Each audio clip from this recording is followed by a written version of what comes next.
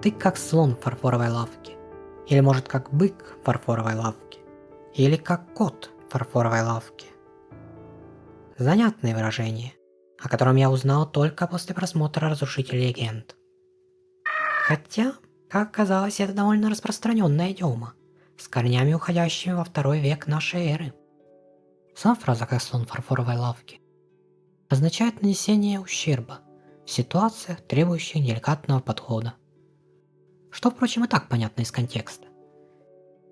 Она может указывать на неуклюжую, бесчувственную скотину с тактичностью уровня чайной ложки и внимательностью героя сёнэна, которая вместо того, чтобы разобраться в ситуации, предпочитает скастовать Dragon Slave.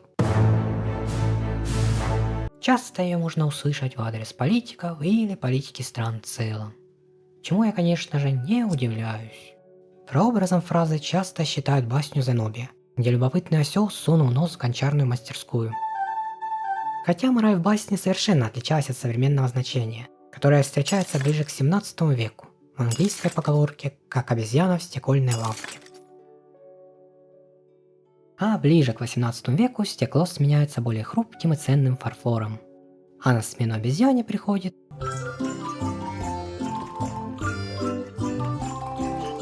Интересно, почему именно лошадь? И почему именно слепая? Но, видимо, юмористам того времени было виднее. Что сказала слепая лошадь перед скачками? Не вижу препятствий. Несколько шутников даже затолкали слепую лошадь в фарфоровую лавку несчастной миссис Дэвис, проживавшей в Дублине. Интересно, знали ли они о том, что под прикрытием магазина добропорядочная женщина держала бордель?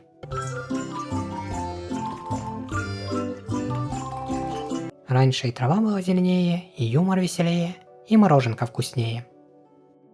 Маленькая оговорка. Хозяина публичного дома могли обвинить в соответствии с законом о так называемых беспорядочных домах. Чтобы предотвратить праздность и последующее вредительство, любой дом, комната, сад или другое место, отведенное для публичных танцев, музыки или других публичных развлечений, нуждается в лицензии. Проще говоря, бумажка есть салон, отсутствует притон. И открывать можно только после 5 вечера. Наверное, поэтому некоторые владельцы публичных домов предпочитали скрывать свой бизнес. Но мы вернемся к нашим слонам. Точнее сказать, быкам, которые в 19 веке стали одними из самых знаменитых посетителей фарфоровых лавок, переплюнув при этом медведя, свинью и бегемота. Не в последнюю очередь этому способствовало распространение образа Джона Булля, типичного, простоватого, прямолинейного коренастого краснолицего англичанина с бакенбардами и цилиндром, знающего толк как в боксе, так и в алкоголе.